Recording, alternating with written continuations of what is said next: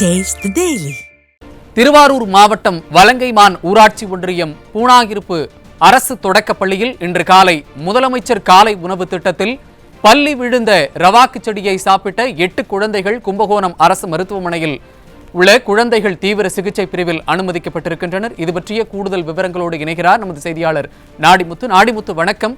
பாதிக்கப்பட்ட குழந்தைகளுடைய நிலை என்ன? கூடுதல் விவரங்கள்.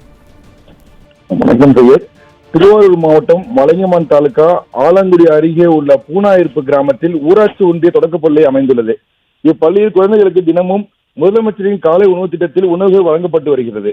அதன்படி இன்று முதலமைச்சர் காலை உணவு திட்டத்தில் ரவா கிச்சடி வழங்கப்பட்டுள்ளது. அப்போது மாணவர்கள் சாப்பிட்ட ரவா கிச்சடியில் உயிரிழந்த நிலையில் பள்ளி கிடந்துள்ளது. உணவு உட்கொண்ட ஈஸ்வரமூர்த்தி, மதுஷா, மகேஷா, கார்த்திகா, ரோஹிணி, தார்னிகா, மித்ரன், விஸ்வா ஆகிய 8 குழந்தைகளும் பள்ளி ஆசிரியர்கள் மீட்டு ஆலங்குடியில் உள்ள ஆரம்ப சுகாதார நிலையத்துக்கு அழைத்து சென்று முதலுதவியாளர் சிகிச்சை அளிக்கப்பட்டு பின்னர் கும்பகோணம் அரசு மருத்துவமனைக்கு அழைத்து வந்துள்ளனர்.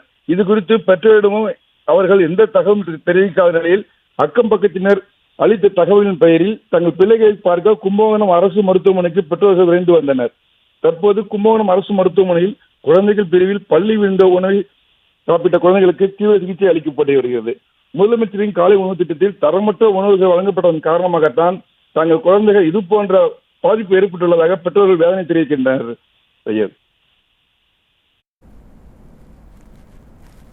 இணைப்பில் வந்து விவரங்களை வழங்கியமைக்கு நன்றி நாடிமுத்து.